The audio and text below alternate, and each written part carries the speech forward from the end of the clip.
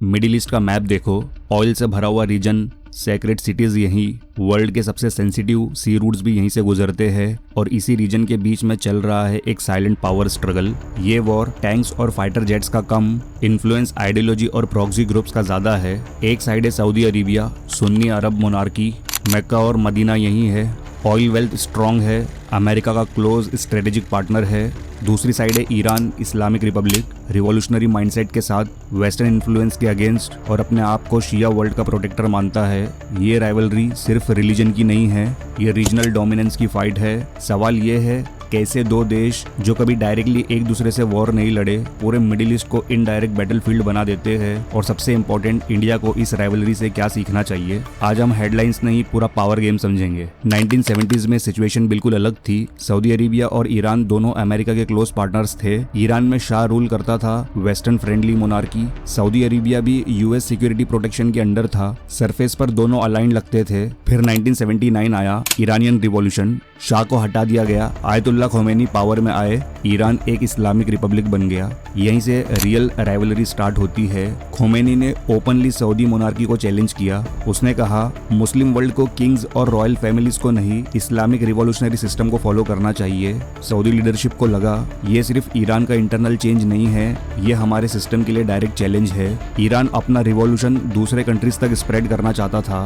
Saudi Arabia को डर था अगर ये आइडियोलॉजी गल्फ तक पहुंची तो मोनार्कीज अनस्टेबल हो सकती है। इस मोमेंट ने राइवलरी को परमानेंट बना दिया। अब ये सिर्फ पॉलिटिक्स नहीं थी, ये सर्वाइवल का सवाल बन चुका था।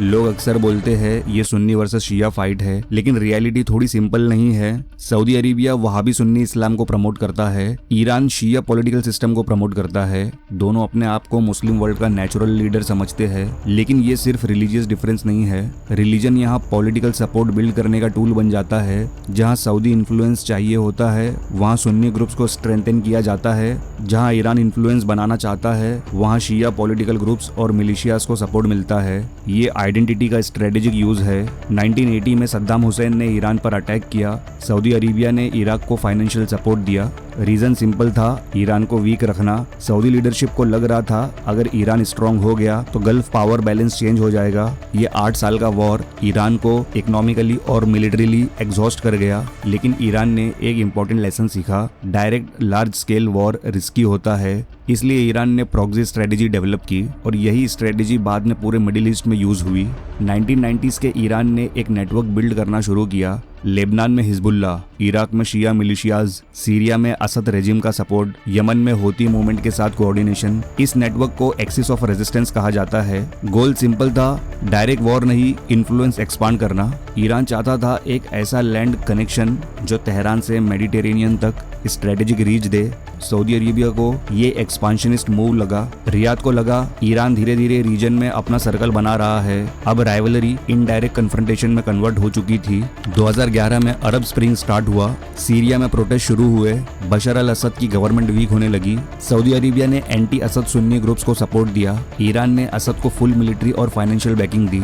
ये सिर्फ सीरिया का सिविल वॉर नहीं था, ये सऊदी वर्सेस ईरान का इनडायरेक्ट वॉर बन गया। रशिया भी असद के सपोर्ट में आ गया। यूएस ने ऑपोजिशन को लिमिटेड सपोर्ट दिया। रिजल्ट ये निकला, सीरिया फ्रेगमेंटेशन का एग्जाम्पल बन गया। ईरान ने अपनी स्ट्रेटेजिक पोजीशन स्ट्रॉन्ग की, सऊदी अरेबिया को सेटबैक मिला। यमन में होती रिबेल्स ने कैपिटल साना कैप्चर कर ली। होतीज ईरान के क्लोज माने जाते हैं। सऊदी अरेबिया ने इसे अपनी बॉर्डर सिक्योरिटी के लिए थ्रेट माना। रियाद ने मिलिट्री कोलिजन बनाई और डायरेक्ट इंटरवेंशन स्टार्ट किया। उन्हें लगा ऑपरेशन क्विक होगा, लेकिन वॉर लॉन्ग टर्म कॉन्फ्लिक्ट में बदल गया। ईरान ने होतीज को लिमिटेड बट इफेक्टिव सपोर्ट दिया। मिसाइल्स और ड्रोन्स का यूज सऊदी टेरिटरी पर अटैक्स में हुआ। ये कॉन्फ्लिक्ट दिखाता है कि प्रॉक्सी वॉर्स कितने कॉस्टली हो सकते हैं। सऊदी अरेबिया ने एक शिया क्लैरिक को एग्जीक्यूट किया। ईरान में प्रोटेस्ट भड़क गए। सऊदी एम्बेसी तेहरान में अटैक हुई। डिप्लोमेटिक रिलेशंस ब्रेक हो गए। टेंशन पीक पर थी।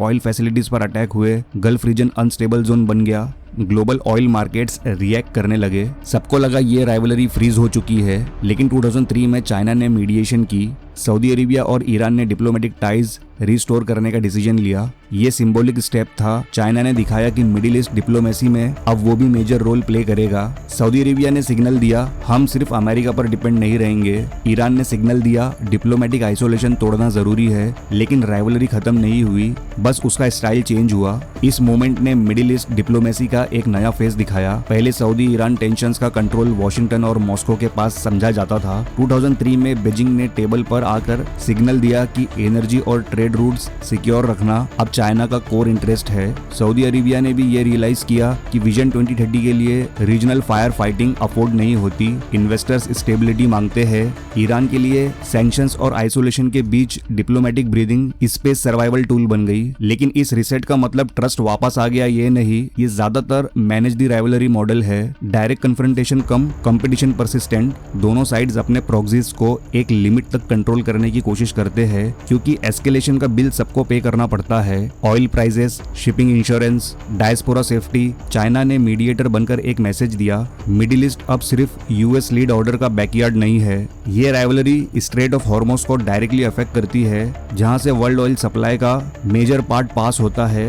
रेड सी रूट्स भी इनडायरेक्टली इंपैक्ट होते हैं। अमेरिका ट्रेडिशनली सऊदी साइड के क्लोजर रहा, ईरान सैंक्शंस के प्रेशर में रहा। रशिया और चाइना कभी कभी ईरान के क्लोजर नजर आते हैं। इस राइवलरी ने मिडिल ईस्ट को ग्लोबल पावर कंपटीशन का सेंटर बना दिया। इंडिया के लिए ये सिर्फ फॉरेन इशू नहीं है। इंडिया का major oil import gulf region से आता है। Millions of Indian workers gulf countries में काम करते हैं। ईरान के साथ चबाहर पोर्ट इंडिया के लिए सेंट्रल एशिया एक्सेस का इंपॉर्टेंट रूट है। सऊदी अरेबिया इंडिया का मेजर एनर्जी और इन्वेस्टमेंट पार्टनर है। अगर राइवलरी एस्केलेट होती है, ऑयल प्राइसेस बढ़ते हैं, अगर शिपिंग डिसरप्ट होती है, इंडियन इकोनॉमी पर इम्पैक्ट पड़ता है। इसलिए इंडिया बैलेंस डिप्लोमेसी फॉलो करता है, ना किसी एक कैंप में ओपनली खड़ा होता है, ना रिलेशंस ब्रेक करता है। ये रियल स्ट्रेटेजिक ऑटोनॉमी का एग्जाम्पल है। डीप लेवल पर ये राइवलरी मुस्लिम वर्ल्ड की लीडरशिप क्लेम का कॉन्टेस्ट है। सऊदी अरेबिया में गार्डियन ऑफ इस्लाम के दो सबसे होली सिटीज है। ईरान एक रेवोल्यूशनरी स्टेट है जो मोनार्की मॉडल को चैलेंज करता है। दोनों अपना इन्फ्लुएंस एक्सपांड करना चाहते हैं। ये कॉन्टेस्ट आइडियोलॉजी, जियोग्राफी, ऑयल और सिक्योरिटी का कॉम्बिनेशन है। आज डायरेक्ट वॉर नहीं हो रहा, डिप्लोमेटिक टाइज रीस्टोर हो चुके हैं, लेकिन ट्रस्ट अभी भी लिमिटेड है। सीरिया में दोनों का इन्फ्लुएंस कम्पीट करता है। इराक पॉलिटिक्स डिवाइडेड है। Yemen fragile cease fire stage में है। राइवलरी अब ओपन हॉस्टिलिटी से शिफ्ट होकर साइलेंट स्ट्रेटेजिक कंपटीशन बन रही है। Saudi Arabia versus Iran rivalry हमें एक सिंपल लेसन देती है, मिडिल ईस्ट के कॉन्फ्लिक्ट्स सिर्फ रिलीजन से एक्सप्लेन नहीं होते। जहां पावर वैक्यूम होता है वहां रीजनल पावर्स इन्फ्लुएंस एस्टेब्लिश करते हैं। डायरेक्ट वॉर से ज्यादा डेंजरस होती है प्रॉक्सी वॉर, और जब आइडियोलॉजी और जियोपॉलिटिक्स मिक्स हो जाते हैं तो कॉन्फ्लिक्ट लॉन्ग टर्म हो जाता है। आज दुनिया मल्टीपोलर फेज में एंटर कर रही है। चाइना एक्टिव मीडिएटर बन रहा है, यूएस अपनी स्ट्रेटेजी एडजस्ट कर रहा है, गल्फ कंट्रीज अपने ऑप्शंस डाइवर्सिफाई कर रहे हैं। सऊदी अरेबिया विजन 2030 के थ्रू इकोनॉमी डाइवर्सिफाई करना चाहता है, उसे स्टेबिलिटी चाहिए। ईरान सैंक्शंस प्रेशर के अंडर है। जब इकोनॉमी प्रेशर में होती है तो फॉरेन पॉलिसी ज्यादा असर्टिव हो सकती है।